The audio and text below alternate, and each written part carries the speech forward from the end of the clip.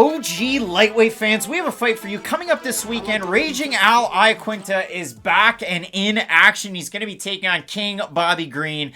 And it's kind of crazy to think, you look at these guys' overall records that, hey, their paths have never really crossed before. I mean, if you do look at it for Al, let's pick on some of the wins. I mean, hey, Kevin Lee, big time win there. ×2. He beat Jorge Masvidal. He's beat Diego Sanchez by finish. He's lost to Dan Hooker and Donald Cerrone, but we can forget about that. Al's last win in 2018 was against future champion Kevin Lee, and you can't take that one away from him.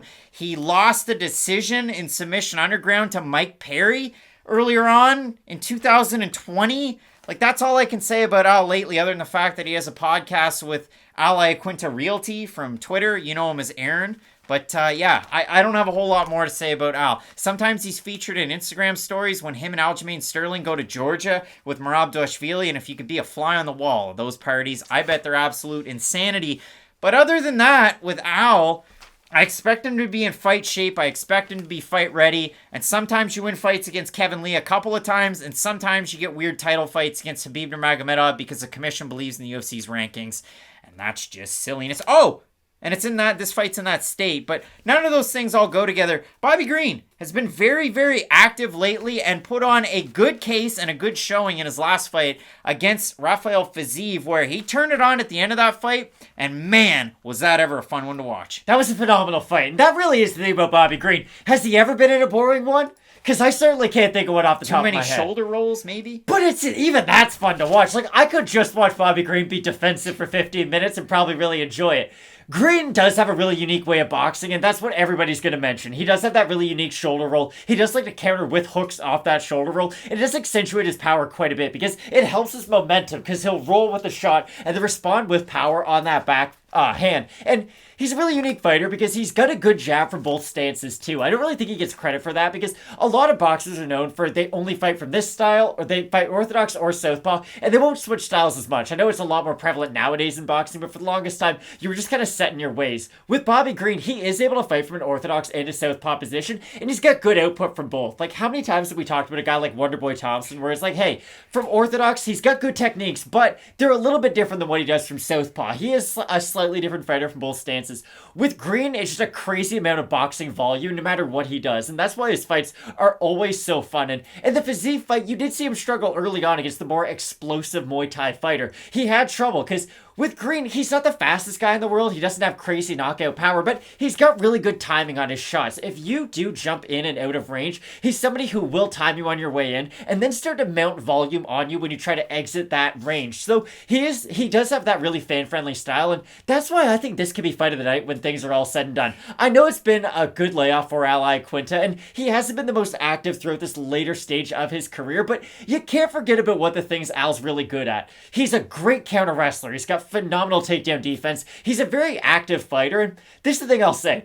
I can tell you exactly what Al Iaquinta does well, but it's not flashy at all. He's got slow hands. He doesn't really have great knockout power. Like, none of his X factors are really that impressive, but he is able to win fights because he's just so well rounded. And he's one of the best examples, I would say, in the whole UFC of, if you're a striker, I'm going to take you down. And if you're a really good wrestler, I can force this fight to be on the feet for a solid 15 minutes. The issue I have with Al, though, and from what we've seen as of late, is guys who can really mix in their kicks and guys who specialize with their striking are normally good enough to defend his takedown defense, or his takedown attempts, because with Al, it feels like his takedown defense is still at a very high level, but offensively, he does seem to be lacking with his own takedown attempts. When you go back and think about Al Iaquinta, especially through his last two fights, Cowboy Cerrone and Dan Hooker have two weaknesses in their games. You can take them down if you are a really good wrestler, and Al struggled a lot in that aspect in both those fights. So I do think we're going to see a primary boxing matchup in this fight, so it really just begs the question, who do you think is the better boxer, Al Iaquinta or Bobby Green? And I mean, in this one too, both guys, it should be noted, have great takedown defense. True. You see that from Bobby Green. Go back to the Clay Guida fight, and all he has to do, he's got that wide base, he just extends his feet out, he's able to kind of get the underhooks in there, lift the opponent back up, and Bob not your uncle or whatever your uncle's name is, Weird Uncle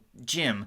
I don't know. You look at the 5-on-in for both of these guys. For Green, a win over Clay Guida, as I mentioned. The win over Lando Venata, big surprise there. A win over Allan Patrick, where he looked amazing. A loss to Thiago Moises, but again, it was surprisingly close. Moises, and then the Fiziev fight, that's a unanimous decision loss, but a lot of people were salty about it on Twitter after the fact, thought that he 10-8'd him in the third round. Fiziev kind of blew his load and got a little tired. For Al, Matt, to fit the last fight 4.5 years ago against Diego Sanchez, and that's just it. The inactivity of Iaquinta, if you look at the 5-on-in, he still has a Khabib fight on that record.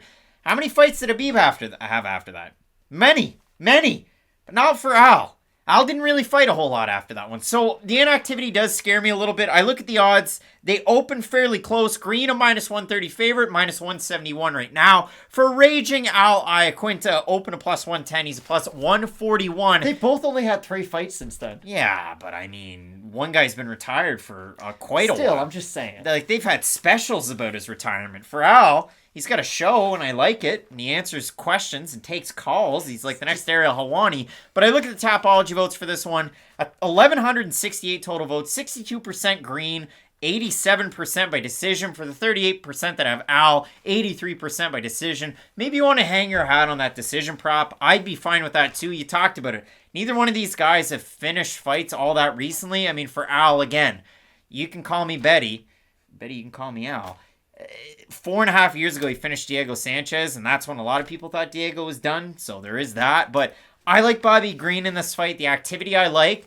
But again, I just want to throw this sprinkle out there. I've been wrong about fighters taking longer layoffs before. Jessica Penney's the first one that comes to mind when she fought Lupita Godinez, depending on how you saw that fight. At the end of it, Penney still ended up with a W on her record. So again, for Al, I have a hard time seeing it his way because I like what I've seen out of Green, and I can even pick spots in those losses like we kind of alluded to that, oh, okay, he can do this. Oh, okay, he can still do that in those losses. So I like Green in this fight. I think, again, pitter-patter, he's going to be able to get it done. But if Al's able to go out there and pressure, great opportunity for him here. I agree with Bobby Green, and I think he is going to win. But if we're going to take positives from losses, Al Iaquinta did pretty good against Khabib Nurmagomedov, who's like the greatest fighter of all time. He shouldn't box. What's he doing boxing? I'm just saying, if we're going to say, oh, Bobby Green looked good in his losses, then Al Iaquinta looked all right in some of his losses too, so I think we should give him that credit as well. The thing I will say about Al, though, is it feels like his last 2 fights, he has fallen off a little bit. Yeah, and I don't know if it's because of the damage he took in the Khabib fight, or if it is just he's more dedicated to, I don't even want to call it a side gig anymore, because he does seem to be a fairly successful real estate agent in the state of New York, so I just don't know if he's all that dedicated to being like the lightweight champion anymore. And that's fine. He's 34. He has a very successful business outside the UFC. I still think Bobby Green is trying to get into the rankings, though. I know he's a little bit older, but I do think he's slightly more dedicated to the MMA game as a whole. He's been much more active as of late. And like you said, he put up competitive performances against guys like Moises and Fiziev, who are considered 2 good fighters in this division. I wouldn't say great. I'd say they're half a step short of that, but still very solid fighters. So I do like the recent activity out of Bobby Green, and I think he's going to be the more active fighter throughout this fight. I think it's going to be a great fight, and Al Iaquinta is probably not going to get knocked out. He's going to be there for all 3 rounds, but I do like the activity and the work rate of Bobby Green. Absolutely love the fight. Both of us going with California's own Bobby Green to get the win. Let us know down below who you have in this fight. A couple of pesky lightweight veterans going at it. Big time card coming up. Lightweights up near the top. Gaethje, Chandler, you're not going to want to miss it. So keep it locked in with Fight Night Picks. We always say, let's get into it.